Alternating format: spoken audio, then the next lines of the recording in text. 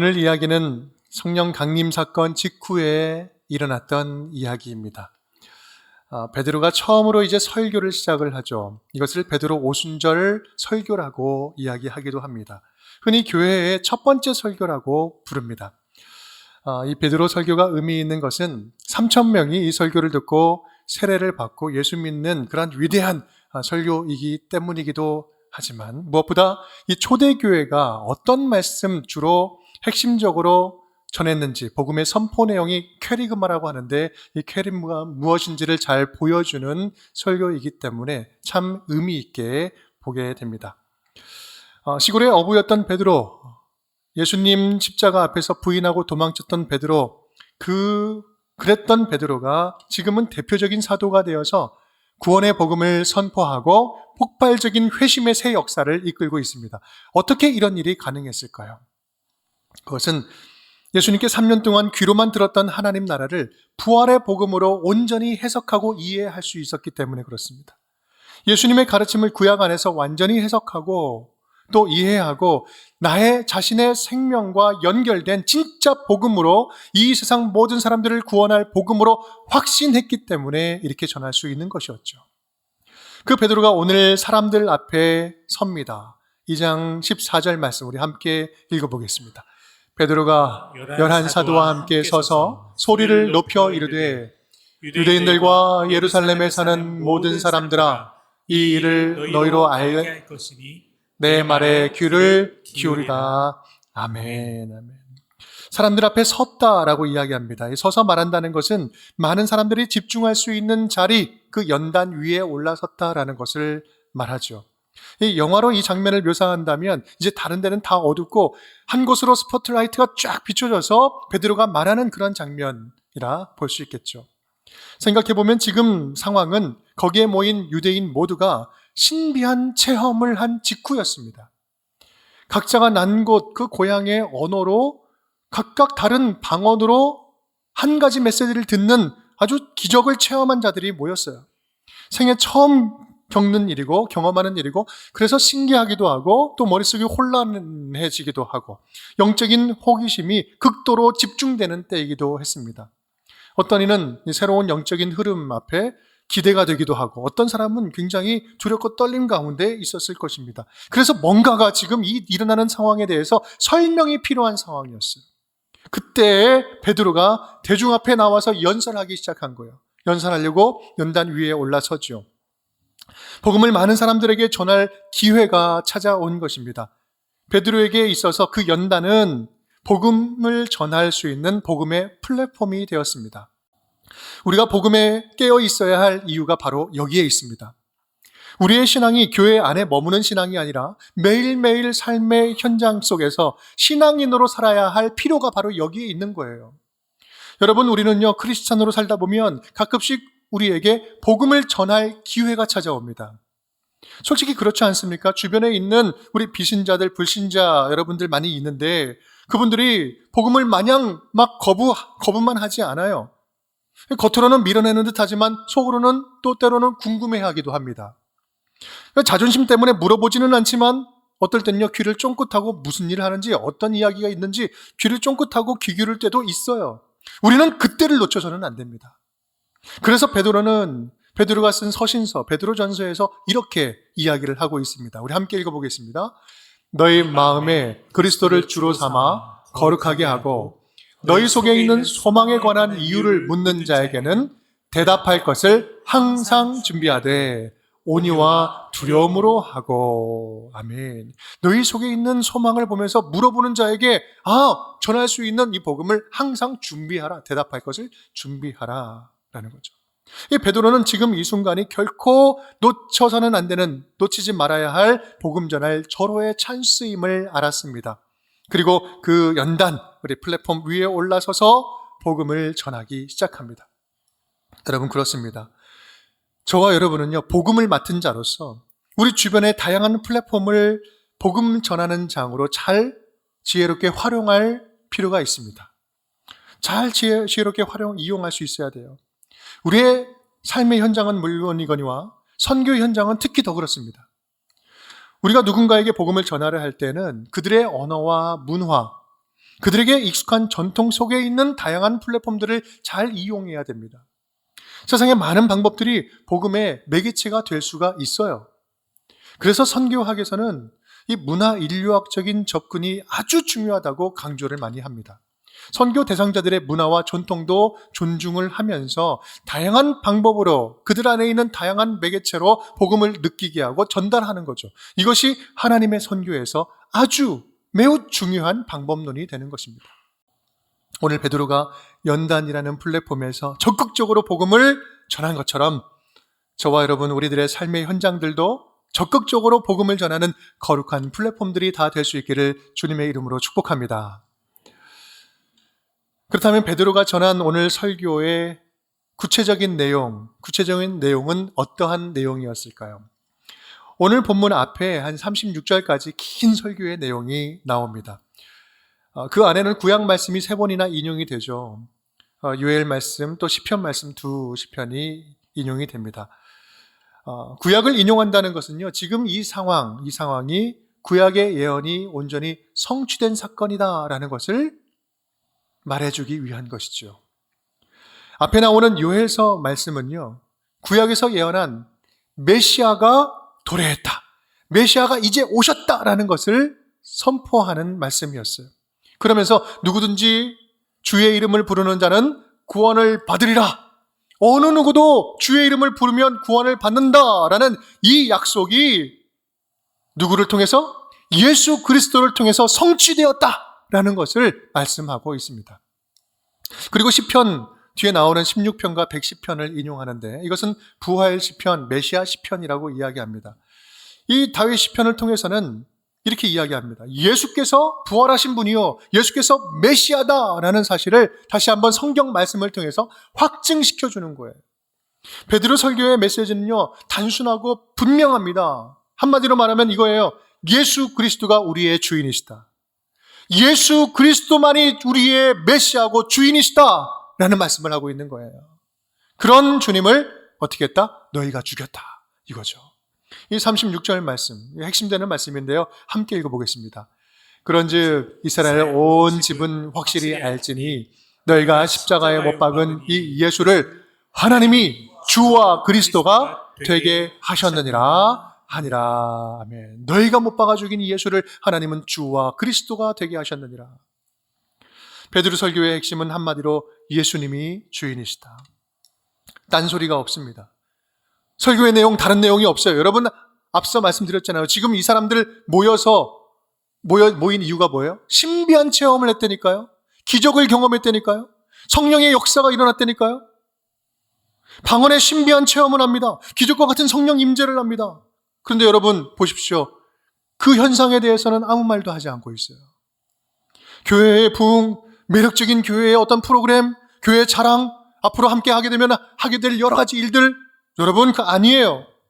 모든 약속을 성취하신 분이 오셨는데 그분은 예수 그리스도시다. 그 예수를 주인으로 모시면 우리는 부활의 생명을 얻어 영생을 얻게 될 것이다, 이 말씀이에요. 부활의 복음, 예수 그리스도의 복음만 전하는 거예요. 왜 그렇습니까? 방황하는 영혼들에게 필요한 것은 단 하나, 영혼의 주인이신 예수 그리스도를 알려주고 만나게 하는 것, 그래서 인생의 방향을 다시 한번 예수님께로 향하게 하는 것, 여러분 그게 전부였기 때문에 그렇습니다. 베드로는 물론이고 초대교회 모든 교회 사역들, 선포한 내용들, 여러분 그것은 단 한 군데만을 향하고 있습니다. 바로 예수 그리스도. 한 군데만 향하고 있어요. 그것이 바로 회심이라는 거예요. 회심.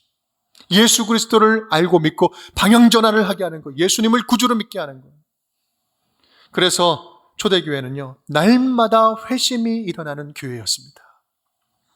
회심이라는 거, 여러분 회개와 믿음을 통해서 일어나는 우리 심령의 방향 전환이라고 하죠. 유턴입니다. 유턴. 새로운 삶이 시작되는 초대교회의 모습은 모두가 이 회심을 향해 있었습니다. 예수 그리스도를 선포하고 나타내므로 날마다 회심이 일어나는 교회가 되는 것, 여러분 이것이 바로 우리 교회가 추구하고 있는 교회의 본질입니다. 올해는요, 2024년도는 굉장히 한국 기독교회에 있어서 굉장히 의미 있는 해입니다. 왜냐하면 가장 큰 국제적인 선교 대회인 로잔 대회가 우리 한국에서 개최가 됩니다. 제4차 로잔대회가 우리 한국에서 일어나요. 전 세계에 흩어져 있던 선교사님들, 수많은 선교사님들이 모이고 세계 모든 기독교의 영적인 지도자들이 한 곳에 다 모입니다. 그래서 우리 교회, 우리 전체 모든 교회가 함께 나아가야 할 선교를 다시 한번 재정립하고 기획하는 그런 시간을 가져요. 우리나라에서도 수천 교회가 넘는 교회가 함께 지금 동참하면서 초교파적으로 영적으로 연대하면서 영적인 파도를 함께 이루어가고 있습니다. 우리 교회도요, 지금 그런 흐름 가운데 함께 사도행전 말씀을 차근차근 함께 보고 있는 거예요. 그런데 여러분, 이 로잔 대회의 주제가 있는데 주제가 뭔지 아십니까? 바로 주제가 오늘 사도행전 2장 말씀을 근거로 하고 있어요. 주제가 이렇습니다. 교회여, 함께 그리스도를 선포하고 나타내자. 교회가 할 일은 뭐라고요? 그리스도를 함께 선포하고 함께 나타내는 거예요. 여러분, 사도행전 2장에 이야기가 담겨져 있습니다. 앞에는 베드로의 설교로 선포가 이루어지고요, 뒤에는 복음에 합당한 삶을 살아내요. 보여주는 거예요. 여러분, 교회 안에 회심의 역사가 사라지면, 예수를 드러내고 예수로 변화되게 하는 이 회심의 역사가 사라지면 그거는 교회일 수도 없고, 그런 교회에 다니는 성도는 성도일 수가 없습니다. 그 본질적인 회심 사역, 예수를 알리는 사역, 이것을 회복하는 선교적인 교회들이 되자라는 말씀이죠. 여러분, 우리 교회가 올해 복음이 춤추는 교회잖아요. 예수 그리스도의 복음으로 춤추는 교회가 되는 이 추구하는 모습도 날마다 회심이 일어나는 교회를 말하는 것입니다. 왜 그럴까요? 우리 운정교회는 물이 끊어지지 않는 샘물과 같은 교회를 꿈꾸고 있기 때문에 그렇습니다. 계속해서 우리 안에 회심의 역사가 일어나지 않는다면 그것은 고인물과 같은 교회가 아니겠습니까? 그런 면에서 회심은 교회 밖에 있는 불신자들에게만 일어나는 것이 아니라 교회 안에서도 계속해서 일어나야 합니다. 오늘 본문 말씀은 이 설교 말씀을 들은 사람들의 반응의 이야기입니다. 37절 말씀 우리 함께 읽어보겠습니다. 그들이 이 말을 듣고 마음에 찔려 베드로와 다른 사도들에게 물어 이르되 형제들아 우리가 어찌할꼬 하거늘. 마음에 찔림이 왔어요. 그리고 물어봅니다. 우리가 어찌할꼬. 바위 같던 그들의 강팍한 마음에 복음의 칼이 쫙 꽂혀지기 시작하니 쪼개지기 시작합니다. 딱딱한 바위에 금이 가기 시작하니 그 사이로 빛이 들어가서 회개의 역사가 일어나기 시작하는 거예요. 그때 베드로가 즉각적으로 방법을 제시하죠. 우리가 어찌할꼬 할 때 바로 베드로는 대답을 합니다. 베드로는 이미 모든 회심을 위한 프로세싱을 다 마음속에 가지고 있었던 것 같아요. 38절 우리 함께 읽겠습니다. 베드로가 이르되 너희가 회개하여 각각 예수 그리스도의 이름으로 세례를 받고 죄사함을 받아라. 그리하면 성령의 선물을 받으리니. 아멘. 회개해라. 그리고 세례 받아라. 이 두 가지를 요청합니다. 여기서 회개하라라는 말은 너 이제 내려와. 주인 자리에서 내려오고 주인 자리를 예수님께 다시 한번 드려라는 이야기. 회개해라. 두 번째, 세례를 받으라라는 말을 합니다. 다른 말 할 것도 많이 있을 것 같은데 왜 이렇게 세례를 받으라는 말을 여기서 강조하고 있을까? 회심하는 자에게. 여러분, 세례 받으라는 말은요, 너의 거듭난 믿음을 공동체를 통해서 확증해라. 공동체를 통해서 확증하라라는 말씀입니다. 진정한 믿음은 개인적인 회심으로 끝날 문제가 아니라는 거예요.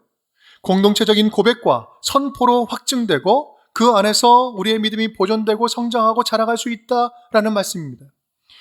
그 공동체 안에 보존되고 자라가야만 하기 때문에 그렇습니다. 건강한 믿음과 신앙의 성장은 공동체를 통해서만 가능하기 때문에 그렇습니다.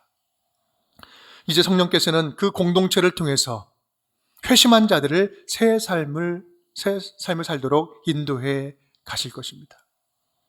여러분, 이 말을 받은 사람들의 반응이 어땠을까요? 41절, 42절입니다. 우리 함께 읽겠습니다. 그 말을 받은 사람들은 세례를 받음에 이날의 신도의 수가 3,000이나 더하더라. 그들이 사도의 가르침을 받아 서로 교제하고 떡을 떼며 오로지 기도하기를 힘쓰니라. 아멘. 그 사람들이 세례를 받아요. 3,000명이 넘습니다. 그리고 새로운 일에 힘쓰기 시작합니다. 여러분, 놀라운 결과죠. 한 번 설교했는데 3,000명이 세례받고 예수를 영접해요. 여러분, 이 모든 일이 가능한 것이 이유가 무엇입니까? 오순절 성령께서 강림하심으로 말미암아 역동적인 능력을 사도들과 초대교회 성도들에게 부어주셨기 때문에 그래요. 그런데 그 부어준 것은 그들에게만 부어준 것이 아니라 그 자리에서 성령의 능력을 이제 막 회심한 사람들도 받기 시작하는 거예요. 흘러넘치는 그 성령의 능력을 함께 받습니다. 그리고 그들도 새로운 일을 하기 시작해요. 42절 다시 한번 읽어볼까요? 그들이 사도의 가르침을 받아 서로 교제하고 떡을 떼며 오로지 기도하기를 힘쓰니라. 아멘. 여러분, 지금 그들이 누구예요? 회심한 사람들이에요. 회심한 사람들이 열심히 힘내기 시작합니다. 여러분, 회심하면 예전에는 전혀 힘쓰지 않던 일에 힘을 쓰기 시작해요. 예전에는 나 자신만을 위해서 열심히 힘쓰면서 살았다면 이제는 다른 가치, 참된 가치, 하늘의 가치를 위해서 힘쓰기 시작합니다. 여러분, 우리도 그렇잖아요. 예수로 충만해지고 예수의 기쁨이 넘치면요, 더 사모해요. 더 충만해지기를 원합니다. 더 기도하죠. 더 말씀 보기 힘씁니다. 안 나가던 새벽 기도도 나가고 매일매일 찬송도 들어요. 시키지 않아도 자연스럽게 영적인 일들 사모하면서 더 많이 합니다. 힘쓰죠. 그런데 신기한 것은 힘을 열심히 더 예전보다 더 시간도 많이 내고 힘쓰고 있는데 힘들지가 않아요. 신기한 거죠. 힘쓰는데 힘들지 않고 행복합니다. 전보다 더 잠도 좀 덜 자는 것 같고 더 많은 일을 하는데 이게 지치지가 않아요. 기쁘게 감당하게 되는 거죠. 여러분, 오늘 회심한 자들도 그렇습니다. 새 일에 힘쓰기 시작하는 거예요. 힘쓰는데 지치지 않아요. 멈추지 않아요. 기쁨이 넘칩니다. 오늘 뒤에 말씀을 보면, 오늘 본문의 말씀 보면 그들이 힘쓴 세 가지가 나옵니다. 우리 함께 따라해 볼까요? 첫 번째입니다. 사도들의 가르침을 받는 일에 힘씁니다. 가르침을 받는 일에 힘씁니다. 네, 첫 번째 힘쓴 건요, 사도들의 가르침을 받는 것을 배우는 일에 힘썼다는 거죠. 그들은 회심에 머물러 있지 않았습니다. 회심은 일종의 믿음의 새로운 탄생과 같은 거죠. 이 믿음은 탄생만 하면 안 됩니다. 계속해서 자라가야 하는 거죠. 그들은 사도 곁에 떠나지 않고 머물면서 하나님의 말씀, 하나님 나라에 대해서 계속해서 배우기를 힘씁니다. 예수님을 사모하죠. 그러니까 배우는 일이 너무나 기쁘죠. 예수님을 따르는 믿음은 한 번 믿었다고 끝나는 믿음이 아닙니다. 회심은 구원의 완성이 아니라 구원의 시작이기 때문에 그렇습니다. 우리 운정의 식구들도 올해 주님을 더욱더 깊이 알아가고 복음을 더욱더 깊이 알아가는 이 배움의 기쁨을 누리는 한 해가 될 수 있기를 간절히 바랍니다. 예수님 만날 때까지 주님 그 가르침을 받는 일에 헌신하고 수고할 수 있기를 간절히 바랍니다. 두 번째입니다. 함께 읽겠습니다. 서로 교제하고 떡을 떼는 일에 힘씁니다. 두 번째 힘쓰는데요, 이제는 서로 교제하고 떡을 떼는 일에 힘써요. 여러분, 우리는요, 하나님을 아버지로 고백하기 시작하면, 아버지라고 부르는 순간 그때부터 우리의 옆에 있는 사람들이 달리 보이기 시작해요. 무슨 말씀이에요?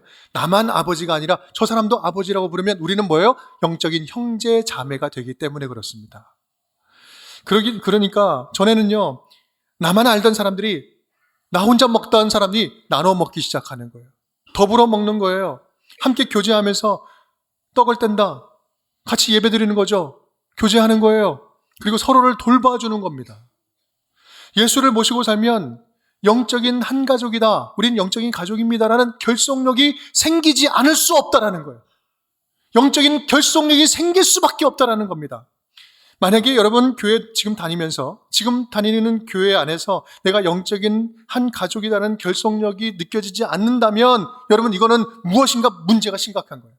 우리의 신앙이 심각하든지 교회가 심각하든지 뭐가 심각한 겁니다. 또 여러분, 교회를 정하지 않고 출석만 계속 하시는 분들도 계시는데요. 여러분, 잠시 머물더라도 지금 예배드리게 하는 분은, 이곳에 보낸 분이 하나님이십니다라고 믿는 것이 정상입니다. 그렇다고 믿는다면 여러분, 잠시 다니시더라도 꼭 등록을 하고 다니시길 바랍니다. 여러분, 지금 이 말씀 오해하지 마십시오. 제가 등록교인 늘리려고 하는 거 아니에요. 여러분, 등록한다는 것은 이 공동체에 자신을 투명하게 알리고 서로 영적으로 책임지겠다, 책임있게 신앙생활 하겠습니다 라고 하는 하나님 앞에서 하는 약속 행동이에요. 그러니 우리는 마땅히 숨을 필요가 없어요. 당당하게 자유롭게 우리 한 식구로 주님 보내주신 이때는 하나님이 묶어주신 가족입니다라는 생각으로 신앙생활을 하는 겁니다. 이것이 중요한 거예요. 여러분, 세 번째 그들이 힘쓴 겁니다. 함께 읽겠습니다. 오로지 기도하기를 힘씁니다. 기도하는데 힘썼다는 거죠. 우리의 신앙이 신앙되게 하는 분은 성령님이십니다. 공동체를 가족처럼 여기게 하는, 마음 들게 하시는 분도 성령님이시죠. 회심한 성도는 이제부터 성령님의 인도함을 의존하면서 살아가는 자들이에요. 성령님의 지도를 따라, 인도하심 따라 살아가는 자들이죠. 그 방식이 바로 새 삶을 살아가는 방식입니다. 그래서 갈라디아서 5장 16절은 이렇게 이야기를 합니다. 함께 읽어볼까요? 내가 이르노니 너희는 성령을 따라 행하라. 그리하면 육체의 욕심을 이루지 아니하리라. 아멘. 예전에는 육체의 욕심에 따라 살아갔던 자녀라면 이제는 성령께서 인도하시는 삶을 살아가라. 그런데 이 삶은 어떻게 할 때 가능해요? 기도만이 가능해요. 우리는 기도할 때 나의 가장 좋은 생각보다 더 좋은 생각이 언제나 성령님 안에 있다는 것을 알게 됩니다. 기도하지 않을 때는 내 생각이 진짜 맞는 것 같거든요. 그런데 기도하고 나면 하나님이 더 좋은 생각을 가지고 계심을 알려주시잖아요. 여러분, 이건 기도한 자만이 알 수 있는 거잖아요. 그 사실을 알면요, 기도는 편해지고 쉬워집니다. 오늘 회심한 사람들도 이제 기도로 새 삶을 열기 시작합니다. 그럴 때 여러분, 그들에게 전에 없었던 새로운 삶이 펼쳐지게 됩니다. 사도행전에서 가장 유명한 본문 말씀이기도 해요. 43절, 47절 우리 함께 읽어보겠습니다. 사람마다 두려워하는데 사도들로 말미암아 기사와 표적이 많이 나타나니 믿는 사람이 다 함께 있어 모든 물건을 서로 통용하고 또 재산과 소유를 팔아 각 사람의 필요를 따라 나눠주며 날마다 마음을 같이하여 성전에 모이기를 힘쓰고 집에서 떡을 떼며 기쁨과 순전한 마음으로 음식을 먹고 하나님을 찬미하며 또 온 백성에게 칭송을 받으니 주께서 구원받는 사람을 날마다 더하게 하시니라. 아멘. 여러분, 이 본문은요, 초대교회 성도들의 모습을 한 그림 안에 다 보여주는 정말 유명한 본문 말씀이잖아요. 주제 말씀이잖아요. 그런데 거두절미하고 여러분, 이런 성도들의 모습을 통해서 주님이 어떻게 일하십니까? 주님이 어떻게 일하세요? 주께서 구원받는 사람을 날마다 더하게 하시니라. 구원받는 사람을 날마다 더하게 하시는 분이 누구예요? 주님이 움직이시는 거예요. 하나님이 기다렸다는 듯이 일하십니다. 구원받는 자를 더하세요. 하나님이 직접 선교하시고 직접 열매를 거두고 계십니다. 누구를 통해서요? 성령의 인도함을 받는 이 공동체를 통해서 주님께서 신나게 일하신다는 말씀이에요. 여러분, 이것을 다른 말로 하면 이런 거 아니겠습니까? 하나님이 이런 공동체를 기다리고 계셨다. 이 새 시대를 열면서 이런 공동체를 기다리고 계셨다는 말씀 아니겠어요? 하나님이 지금 우리 교회, 우리 운정교회에게 이런 모습을 기대하고 계신다는 말씀 아니겠습니까? 하나님이 성령으로 거듭난 성도들에게 당신의 일을 믿고 맡기겠다. 이러한 교회가 있다면 내가 모든 것을 다 믿고 맡기겠다. 내가 믿고 맡기겠다. 사랑하는 여러분, 우리 교회가 날마다 회심이 일어나는 교회가 된다면 오늘 사도행전 2장에 나타난 초대교회처럼 하나님은요, 어떠한 일도 믿고 맡길 만한 믿음직한 성도, 믿음직한 교회가 될 줄 믿습니다. 하나님께서 마음껏 사용하시는 교회가 될 줄 믿습니다. 주님의 복음이 마음껏 우리 교회 가운데 춤추게 될 줄 믿습니다. 간절히 바라기는 우리 운정교회가 오늘 초대교회처럼 날마다 회심하는 교회, 날마다 회심하는 성도들의 교회, 그리고 날마다 회심케 하는 교회가 될 수 있기를 주님의 이름으로 축복합니다.